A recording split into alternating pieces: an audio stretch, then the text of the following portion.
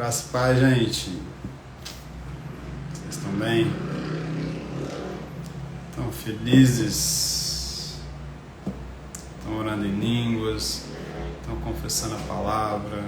Estão se enchendo do Espírito Santo? Isso que é importante. Glória a Deus por mais um dia, irmãos, que a gente está aqui. Que o Senhor está aqui conosco. Amém? Deixei essa live, o recado dessa live durante a semana, né? Essa live seria uma live sobre a lei da confissão, né? A lei da confissão é uma lei muito poderosa, nem todo mundo conhece. E hoje eu queria falar um pouquinho com vocês sobre essa lei, tá? Vou enviar aqui para algumas pessoas, eles possam fazer parte.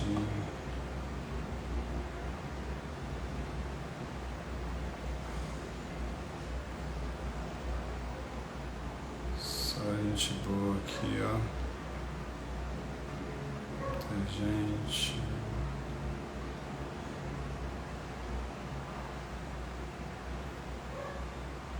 Amém? Então, meu povo,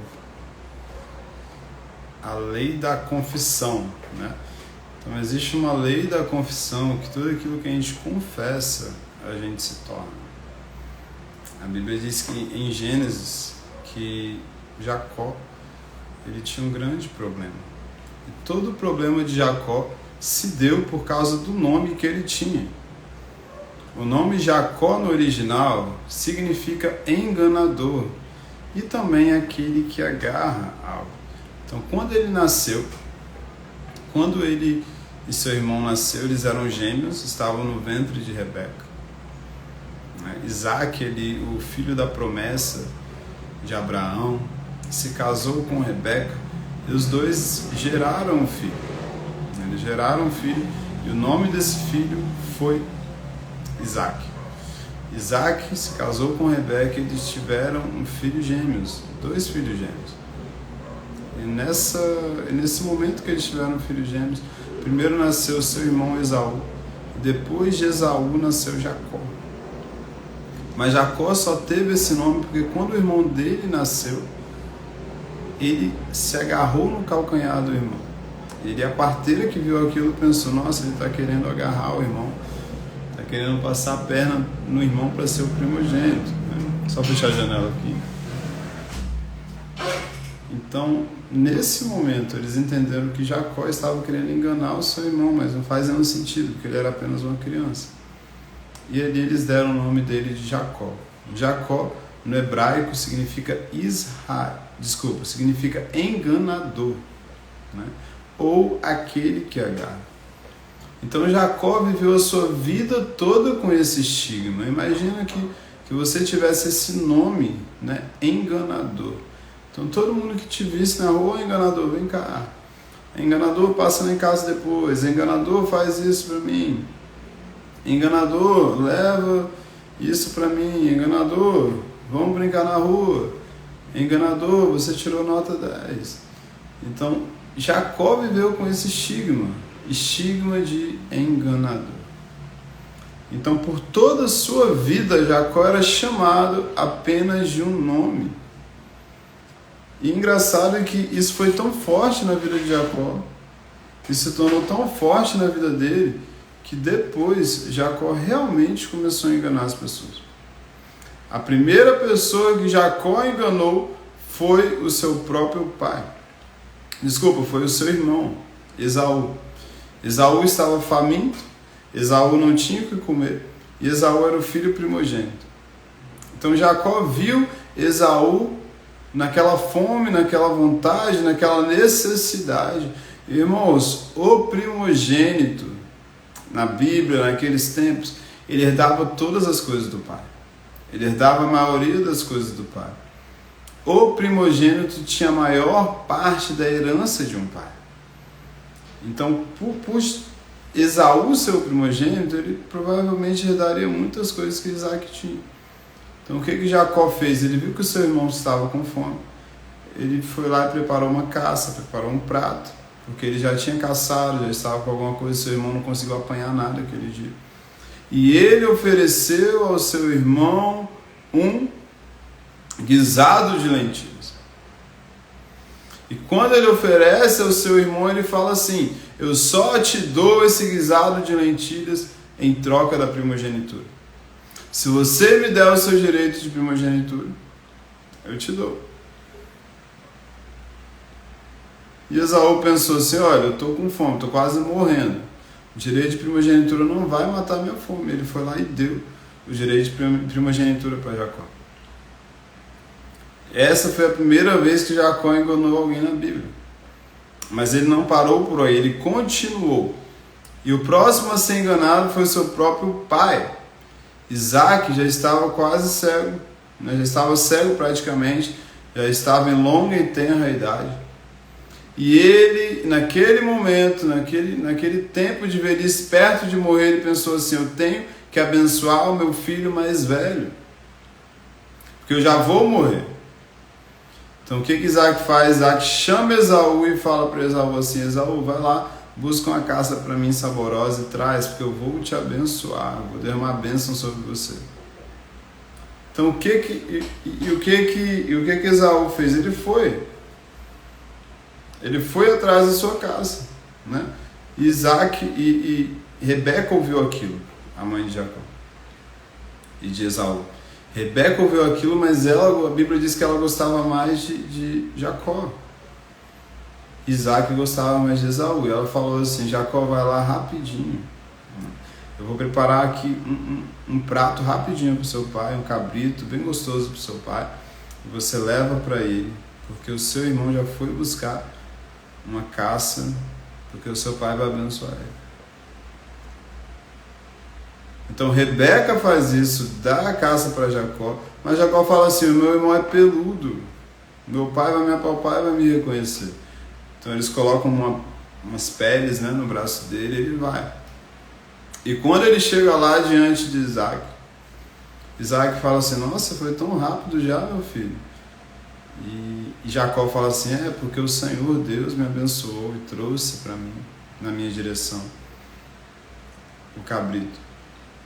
E ali naquele momento Isaac come a caça, come o cabrito, come aquele prato que Rebeca tinha preparado, achando que Esaú que tinha feito aquele prato.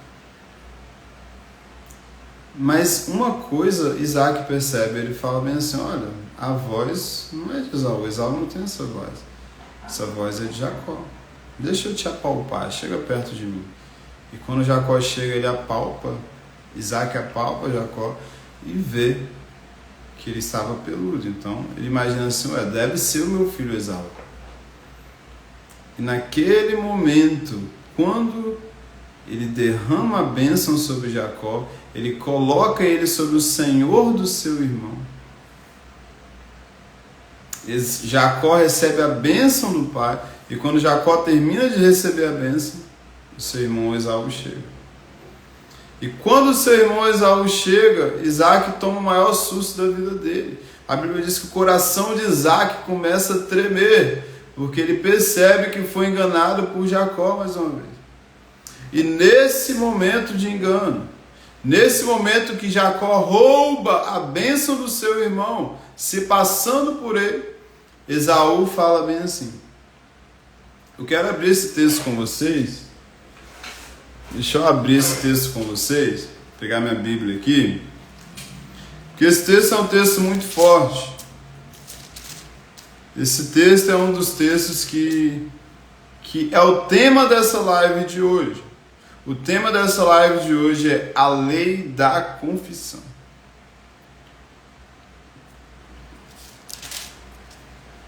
Então o que acontece? Nesse momento, né, eu vou ler aqui com vocês. Nesse momento, Gênesis capítulo 27, versículo 36, ele fala bem assim: Esaú disse, vou ler mais um pouquinho mais de trás aqui, versículo 30, vou começar do versículo 30 com vocês. Quando Isaac tinha acabado de abençoar Jacó, este mal tinha saído da presença do pai, Chegou Esaú, seu irmão, vindo da sua caçada. Ele também fez uma comida saborosa e levou ao seu pai. Ele disse: levanta-te, meu pai, coma da caça, seu filho, para que o Senhor me abençoe. Esaú dizendo. Então Isaque, o pai dele, perguntou: quem é você? Ele respondeu: sou seu filho, seu primogênito, sou Esaú. Isaque estremeceu, sentindo uma violenta comoção, e disse: mas então, quem foi aquele que apoiou a caça e trouxe para mim? Eu comi tudo antes que você chegasse e o abençoei, e ele será abençoado. Ao ouvir tais palavras de seu pai, Esaú deu um grito cheio de amargura e disse: abençoe também a mim, meu pai. Mas Isaque respondeu: seu irmão veio e com astúcia roubou a bênção que era sua.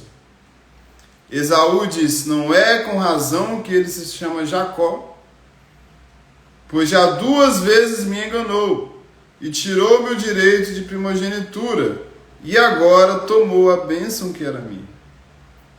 E perguntou: então o Senhor não reservou nenhuma bênção que era minha? Para mim, meu pai? Isaque respondeu a Esaú: eis que eu constituí Senhor sobre você, e fiz com que todos os parentes sejam servos dele, e de trigo e de vinho o supri. Assim o que posso fazer por você, meu filho? Esaú disse a seu pai: será que o Senhor, meu pai, tem somente uma bênção? Abençoe também a mim. E levantando a sua voz, chorou. Então aqui nesse momento a gente vê que Jacó rouba a bênção do irmão. E a primeira coisa que Esaú fala é falar assim: não é sem razão, não é com razão que ele se chama Jacó, pois já 2 vezes me enganou, tirou meu direito de primogenitura e agora tomou a bênção que era minha. Então Jacó engana o seu irmão uma vez, Jacó engana o seu irmão outra vez, Jacó engana o seu pai, e quando Jacó sai da casa do seu pai e vai para a casa do seu sogro, Jacó também engana o seu sogro. Jacó foi tão fortemente chamado de enganador durante toda a sua vida, que toda a sua vida ele começou a enganar as pessoas. Toda a sua vida ele começou a enganar aqueles que estavam em volta dele. Era enganador para lá, enganador para cá, enganador para lá, enganador para cá. E ele se tornou um enganador. O que eu quero dizer para você hoje? No que você está sendo chamado? Do que você está sendo chamado? É isso que você vai se tornar. Do que você está se chamando? Essa é a lei da confissão. Então, todas as vezes que você começa a declarar a palavra de Deus, e você começa a declarar verdades da palavra de Deus sobre você, você está se tornando aquilo. Se você começa a declarar: a bênção de Abraão está sobre mim. Se você começa a declarar: por suas feridas eu fui curado, eu sou uma pessoa curada, eu sou uma pessoa saudável. Começa a declarar essas coisas fortemente, né? Começa a declarar a sua prosperidade. Porque já sabeis a graça de nosso Senhor Jesus Cristo, sendo rico por amor de vós, se fez pobre, para que pela sua pobreza vocês se tornassem ricos. Comece a declarar a prosperidade de Deus na sua vida, e é isso que você vai atrair, e é assim que você vai se comportar. Jacó se comportou como enganador porque ele sempre foi chamado de enganador. Do que você sempre se chama? Se você se chama sempre de pobre, não ache que você vai atrair outra coisa. Se você se chama sempre de doente, se tudo para você é doença, se você só fala em doença, não pense que você vai atrair outra coisa. Se você acha que a vida de solteiro é a melhor vida, não pense que você vai atrair um casamento, porque não vai. Você só atrai as coisas que você fala. O que eu estou dizendo para você? É que você pode mudar o seu mundo. A Bíblia diz que Deus, quando quis criar o mundo, Ele disse: haja luz, e houve luz. O Senhor poderia simplesmente olhar para a terra. O Senhor poderia simplesmente imaginar a terra e a terra ser criada. Mas não, Ele falou. Ele disse, haja luz e houve luz. Haja firmamento e houve firmamento. Haja separação entre águas e houve separação entre águas e águas.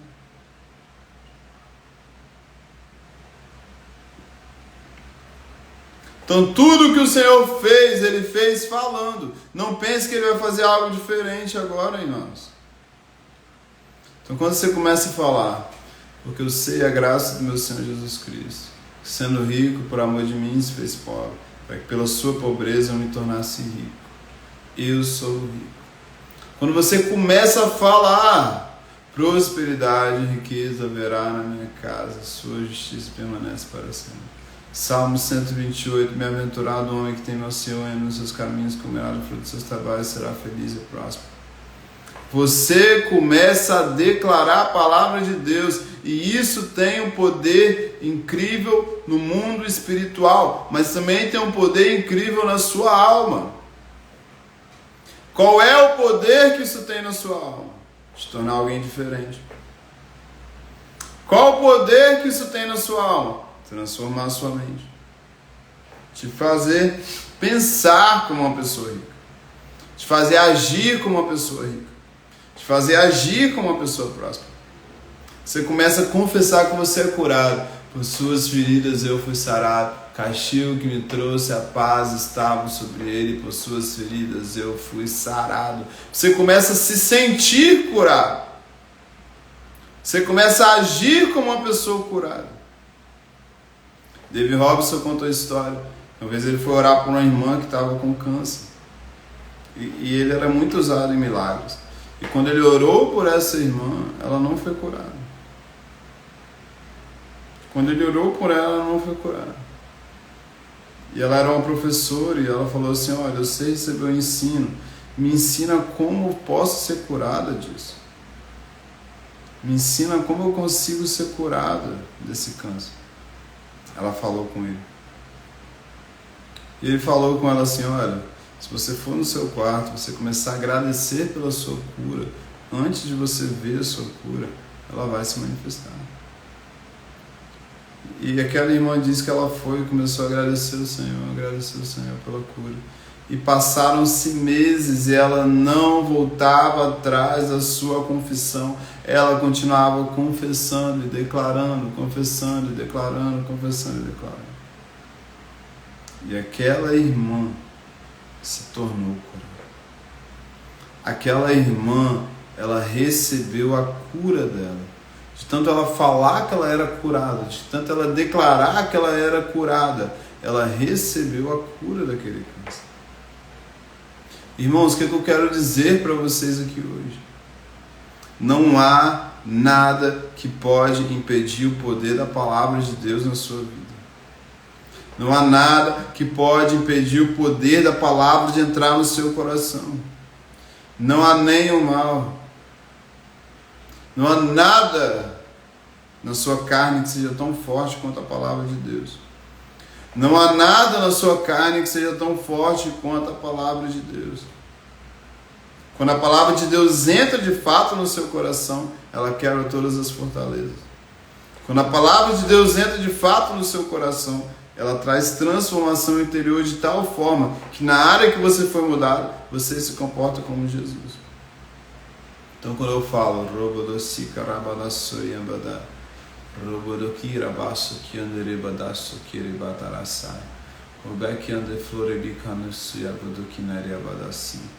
eu estou falando vocábulos espirituais que eu não entendo, mas que me transformarão. Simples assim.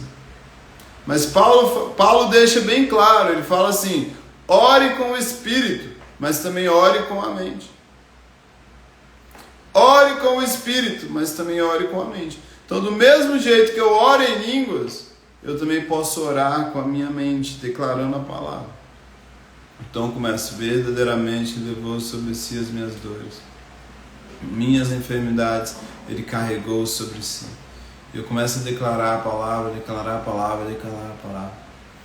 E o poder da palavra vai mudando a minha mente, vai mudando a minha circunstância, mudando o meu mundo, o espiritual começa a se manifestar. Irmãos, percebam que toda vez que eu venho fazer uma live aqui, eu nunca venho para te dar uma teoria.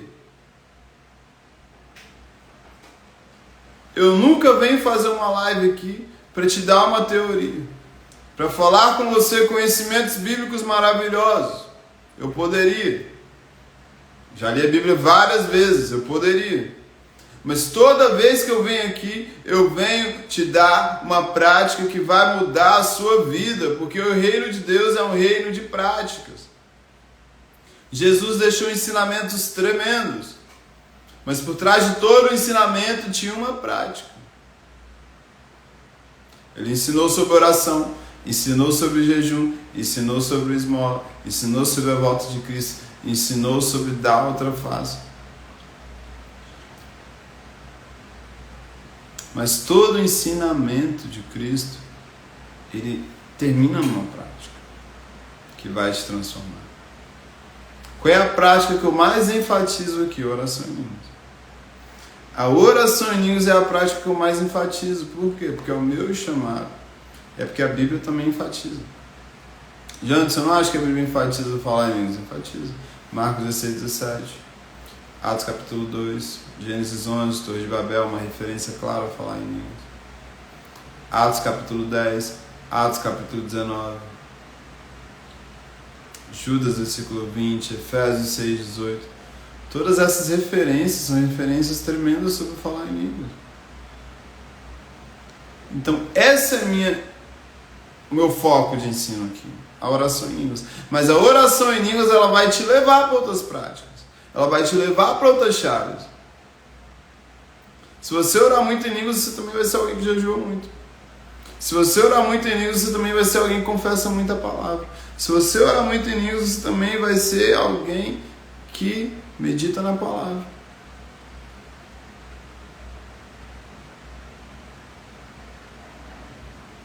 Então, se você começa a orar em línguas, o Espírito Santo não te deixa só nela. Ele te dá outras chaves. E a chave da confissão da palavra, ela tem um poder tremendo de mudar a sua mente. Começa a confessar que você é rico e próspero, para você ver o tanto de pobreza que habita na sua mente. O Senhor começa a transformar. O Senhor começa a mudar.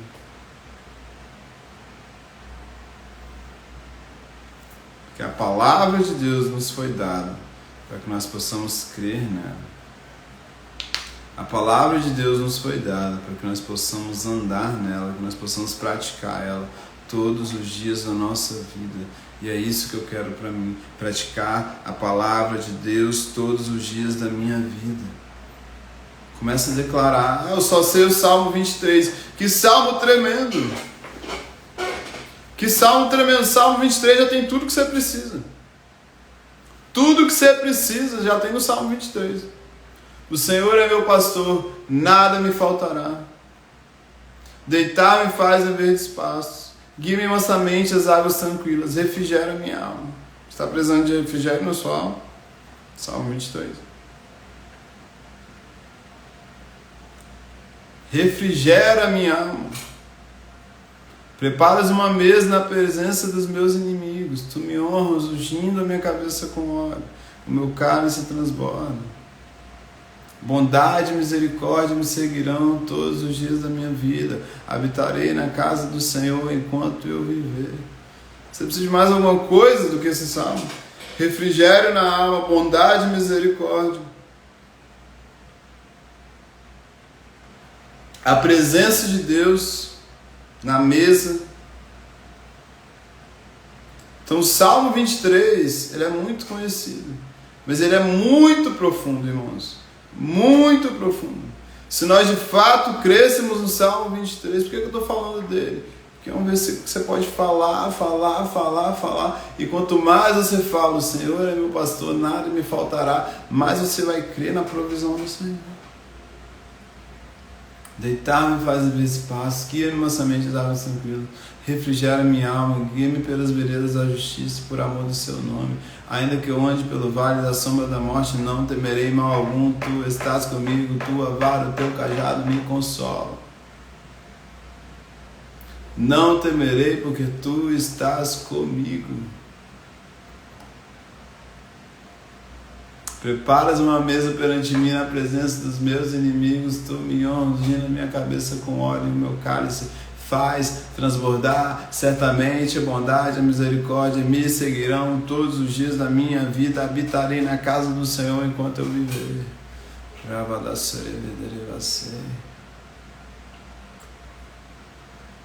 Declara, arruma versículos para você declarar. Eu sou a justiça de Deus em Cristo Jesus. O castigo que me trouxe a paz estava sobre ele. Nem olhos viram, nem ouvidos ouviram, nem subiu ao coração do homem que Deus preparou para os que o amam. Declara a palavra, fala da palavra, e a palavra vai se tornar viva no seu coração. Então, o que você está precisando? Você está precisando de provisão? A Bíblia já promete para você. Está precisando de refrigério na alma? A Bíblia já promete. Tudo que você precisa está na palavra. E falar a palavra, deixar aquilo muito mais forte na sua vida. Amém? Mas, Anderson, eu não sinto que o Espírito Santo está me guiando ainda para confessar a palavra. Eu ainda não sinto que o Espírito Santo está me guiando para jejuar. Eu ainda não sinto que o Espírito Santo está me guiando para ser uma pessoa mais profunda na palavra. Mas pelo menos na oração em línguas você precisa ficar. Então fica ali na oração em línguas.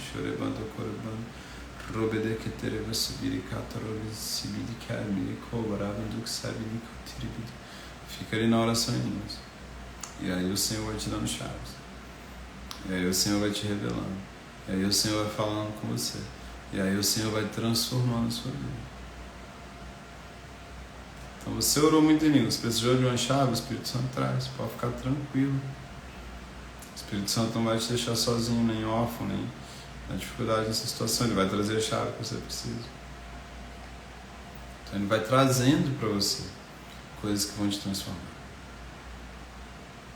Mas o que tem uma chave poderosa, irmãos, pensa no jejum, que chave poderosa.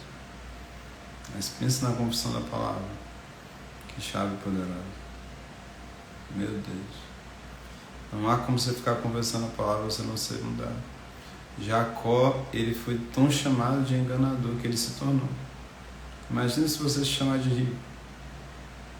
Imagina se você se chamar de uma pessoa curada. Imagina. Se você se chama de curado. Como que a enfermidade vai continuar no seu corpo?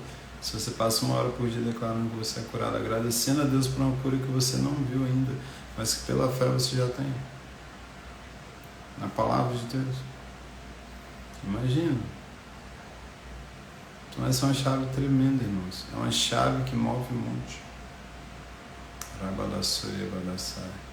Às vezes o monte é tão grande, mas tem uma chave que move o monte. Confissão da palavra. A Bíblia diz que se você falar esse monte ergue-te, lance no mar, ele vai acontecer. Se você não duvidar no seu coração. Então tem montes na sua vida, irmãos. Confissão, confessa. E esse monte sai da sua vida. Amém? Confessa que o monte sai. Ele tem que sair. Seu problema é na família, confessa a palavra na área familiar. Vai lá pro quarto, fica lá 2 horas, eu e minha casa serviremos ao Senhor. Seu problema é financeiro, começa a ver ciclos de prosperidade, declarar por suas feridas eu fui curado. Castigo me trouxe a paz, estava sobre ele. Isso é de cura, né? Prosperidade e riqueza haverá na minha casa, Salmo 112, versículo 3. Começa a declarar enfermidades, começa a declarar. E essas coisas vão te transformar. Essas coisas vão te deixando alguém melhor por dentro. Quanto mais você confessa, quanto mais você fala da palavra, mais cheio do Espírito Santo você vai se tornar. Quanto mais você fala das coisas de Deus,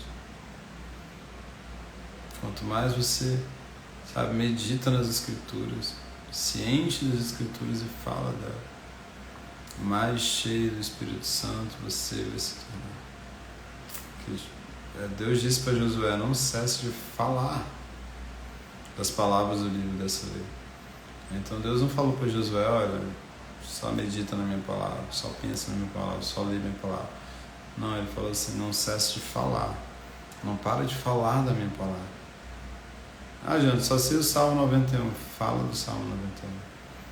Só sei o Salmo 23, fala do Salmo 23.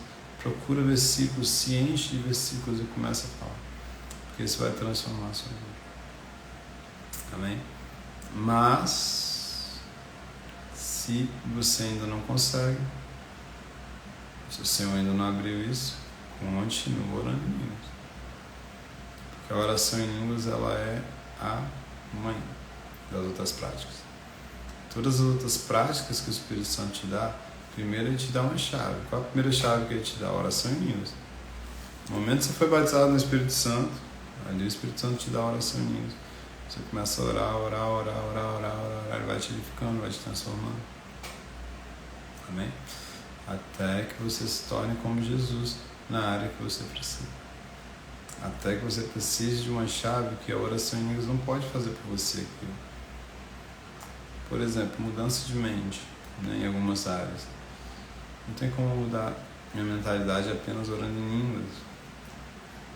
Porque orar em línguas afeta a nossa mente também.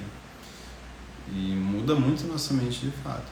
Às vezes Deus quer te dar uma outra chave para fazer uma outra coisa na sua mente, na sua alma, nas suas emoções. Às vezes Deus quer te tocar nas emoções. A oração em línguas não vai tocar tanto nas emoções assim. A adoração vai tocar mais as suas emoções. Às vezes Deus quer te fazer alguém mais profundo na palavra. Então Ele vai te guiar para meditar na palavra profundamente. Mas se você orar em língua, você vai querer tanto o Senhor, você não vai conseguir nem parar de pensar no Senhor. Irmãos, eu passo o meu dia todo pensando no Senhor, querendo o Senhor, desejando o Senhor. As coisas desse mundo eu não quero, eu quero o Senhor.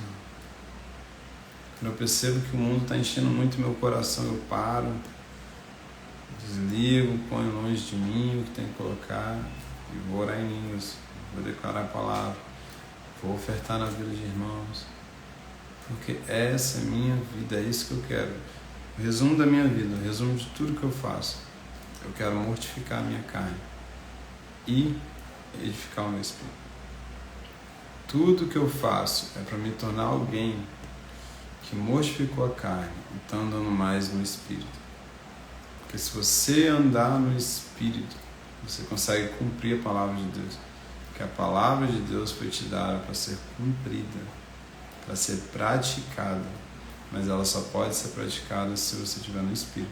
Se você estiver na carne, não tem como você praticar a palavra de Deus. Sua carne não quer ofertar na vida de ninguém.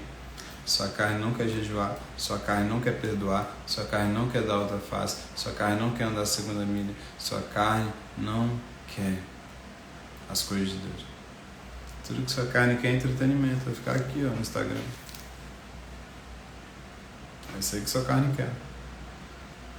Sua carne se deixar passar 7 horas no Instagram, 2 horas na televisão, mas não consegue passar 30 minutos orando. Isso é normal? Não é. Para um homem nascer de novo, um homem ou uma mulher nascer de novo, que nasceu de Deus, que tem sede por Deus, não é normal. Então, se você deixar a sua carne, ela te coloca em algumas prisões que são terríveis. Prisões que são terríveis e que vai te levar a passar anos e anos e anos e não sair do lugar na sua vida espiritual. Então, o que eu quero te chamar nessa live aqui? Começa a dar prioridade para a sua vida espiritual. Talvez você dê prioridade para a sua vida financeira, talvez você dê prioridade para a sua vida profissional, talvez você dê prioridade para a sua vida acadêmica, talvez você dê prioridade para a sua vida familiar, talvez você dê prioridade para a sua vida ministerial. É isso que eu quero te chamar hoje, quero te chamar para dar prioridade ao Senhor. Começa a dar prioridade ao Senhor, prioridade ao relacionamento com o Senhor. Começa a encher sua mente com os pensamentos do Senhor. Vencer somente desejo pelo Senhor. Começa a querer mudar. Querer deixar de ser carnal. Sabe? E vai haver mudança. Porque Deus responde à sede do nosso coração. Deus responde à fome do nosso coração. Venha a mim todos os que estão cansados e sobrecarregados, e eu os aliviarei. Venha a mim todos que têm fome e sede, e vocês serão saciados. Isaías fala: vinde às águas e bebei. Todo aquele que tem sede, vem e beba de graça da água da vida, Apocalipse fala. Então, quem tem sede, Deus vai derramar água. Começa a priorizar seu tempo com o Senhor. Começa a acordar de manhã e orar. Deixa para orar meia-noite, não. Começa a acordar de manhã. Começa a dar uma prioridade maior ao Senhor, e todas as outras coisas vão perder o valor. Porque, na verdade, as outras coisas não têm valor comparado com a glória de Deus. Paulo fala em Filipenses capítulo 3: mas eu tenho por perda todas as coisas pela excelência do conhecimento de Cristo Jesus, meu Senhor, por amor do qual eu perdi todas as coisas, eu considero como esterco, como lixo, para ganhar Cristo. Paulo está falando: o meu relacionamento com Deus é tão profundo, eu quero tanto o Senhor, que todas as outras coisas perdem o valor. Então eu quero te chamar para esse lugar hoje. Um lugar onde as coisas perdem o valor. Você quer mais o Senhor. Um lugar onde as coisas perdem o valor. O seu desejo pelo Senhor aumenta, a sua sede pelo Senhor aumenta, a sua sede de comunhão aumenta, a sua sede pela presença aumenta, a sua sede por estar com os irmãos aumenta, a sua sede por ofertar aumenta, a sua sede por jejuar aumenta, a sua sede por orar em línguas aumenta, a sua sede para ler a palavra aumenta. Aí você sai do raso para o profundo. Aí a vida cristã começa a ficar legal. E quando a vida cristã era só religiosa, irmãos, ninguém aguenta. Fica aí 4 anos numa igreja muito religiosa para você ver se você aguenta. Ninguém aguenta, por isso tem muita gente que desvia. Não estou culpando, não estou nem falando mal de algumas igrejas, nem culpando os irmãos também. Mas é tanta doutrina de demônios, a Bíblia fala, que as pessoas não aguentam, sabe? Tem gente que realmente é salva e aguenta, mas tem gente que o fardo fica tão pesado que elas desviam. E o pior, irmãos, muitas delas desistem de Jesus. Muitas dessas pessoas, elas desistem de Cristo. Isso é que é o pior. Não é a pessoa quando ela passa muito tempo em uma doutrina muito forte e ela não consegue suportar, ela desvia, né? Ela não sai de uma igreja e vai para uma outra mais leve, né? Teoricamente, vamos dizer assim. Ela sai daquele sistema de doutrinas pesadas que amarram ela e ela desvia. Muitas vezes as pessoas se tornam ateus. Pessoas que deixam de crer em Jesus porque um dia nós, como igreja, falhamos com ela. Por causa de doutrina de demônios, por causa de doutrina de homens, pessoas se afastam de Cristo e vão viver uma vida mundana para sempre. Mas essas pessoas, no fundo, elas têm sede do Senhor, mas só não encontraram. Elas encontraram a religiosidade. Elas encontraram uma religiosidade, elas encontraram um conjunto de dogmas, de doutrinas. Fala, faz isso, não faz aquilo, faça isso, não faça aquilo. Mas elas não tiveram encontro com o Cristo ressurreto. Elas não tiveram encontro, elas não nasceram de novo e elas nunca tiveram aquela sensação. Sabe, eu estou orando aqui, estou conhecendo o Senhor. O Senhor me ama, Ele é meu Pai. Sabe, a gente está íntimo, a gente está perto. Porque a religiosidade não te dá isso. Ela não consegue te dar isso. E nem quer te dar isso. Você pode passar 20 anos num lugar reunindo. Mas você pode passar 20 anos sem nunca conhecer o Senhor verdadeiramente. 20 anos sem nunca experimentar o Senhor verdadeiramente. Mesmo dentro de uma igreja. Por quê? Porque o espírito de religiosidade ainda habita. O espírito de religiosidade ainda está te prendendo. Jantes, mas por onde eu começo? Começa orando. Começa pedindo ao Senhor o batismo no Espírito Santo. Eu duvido que se você for batizado no Espírito Santo, você continue a mesma pessoa. Eu duvido, não tem como você ser a mesma pessoa. Irmãos, há uma grande diferença entre pessoas que foram batizadas no Espírito Santo e pessoas que não foram. Há uma grandíssima diferença. Pessoas que foram batizadas no Espírito Santo, elas têm mais sede. Pessoas que foram batizadas no Espírito Santo, elas anseiam mais pela presença. Gente, eu conheço gente que tudo bem, vai ter. Mas é difícil alguém desviar depois que foi batizado no Espírito Santo, que realmente teve encontro com o fogo de Deus, tá? É difícil. Que essa pessoa sentiu, reconheceu, viu, a glória de Deus tocou ela. Eu lembro até hoje quando eu fui batizado. Irmãos, que presença, que algo incrível, que algo maravilhoso, que paz que eu senti. Até hoje eu não senti uma paz como aquele dia. Até hoje eu não senti uma paz como no dia que eu fui batizado com o Espírito Santo, irmãos. É uma experiência muito forte, sabe? Que todo cristão precisa passar por isso. Todo cristão precisa passar por essa experiência. Eu conheço pessoas que, por causa do batismo no Espírito Santo, até hoje estão firmes na presença de Deus, se tornaram pastores. Então, assim, o que eu quero dizer para vocês? Algumas igrejas rejeitaram o batismo no Espírito Santo, rejeitaram o dom de línguas, e elas estão rejeitando o dom que Deus deixou para a igreja.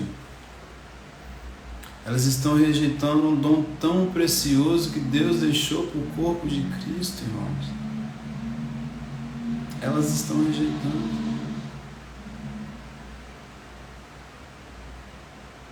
Como eu posso rejeitar algo que o Senhor mesmo falou? Ele disse, João batizou com água, mas eu vou batizar com o Espírito Santo e com fogo. E quando o Espírito Santo desce em Pentecoste, Atos 2,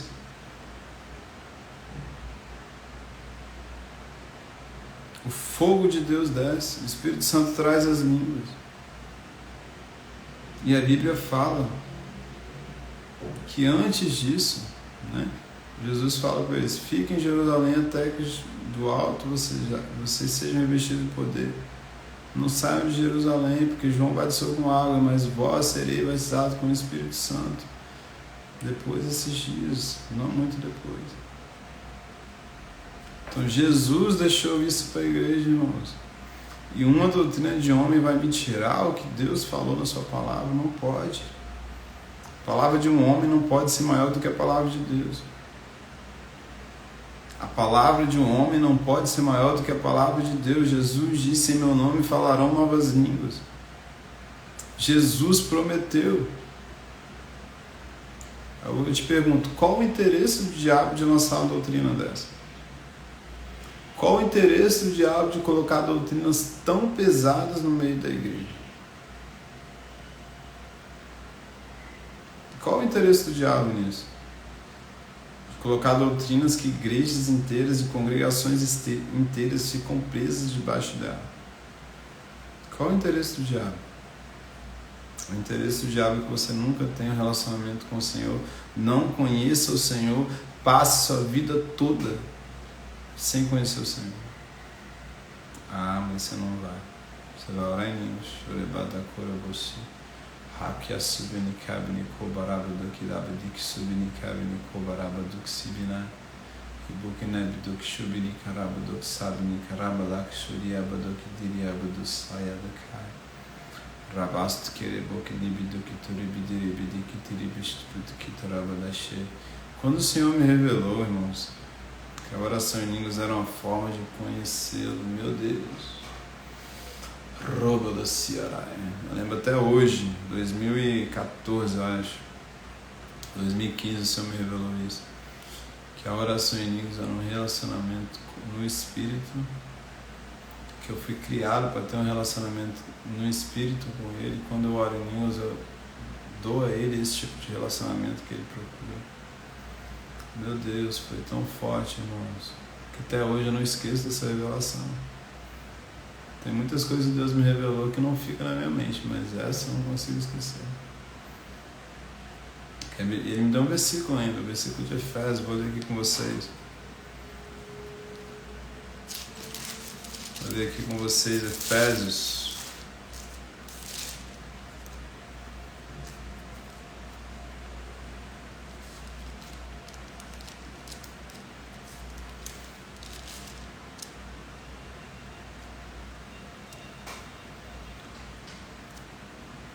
Em Efésios,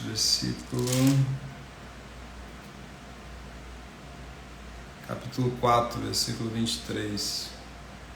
A Bíblia fala assim: quanto à maneira antiga de viver, vocês foram instruídos a deixar de lado a velha natureza que se corrompe com desejos enganosos, a se renovar no espírito do entendimento de vocês e a revestir-se da nova natureza, ou seja, renove-se no espírito do seu entendimento. Então, quando você ora no espírito, você também está renovando o seu entendimento. Você está mudando o seu entendimento. Você está mudando a sua percepção do mundo. É poderoso. Amém? Vamos orar em línguas? Vamos ser profundos nele? Glória a Deus, gente.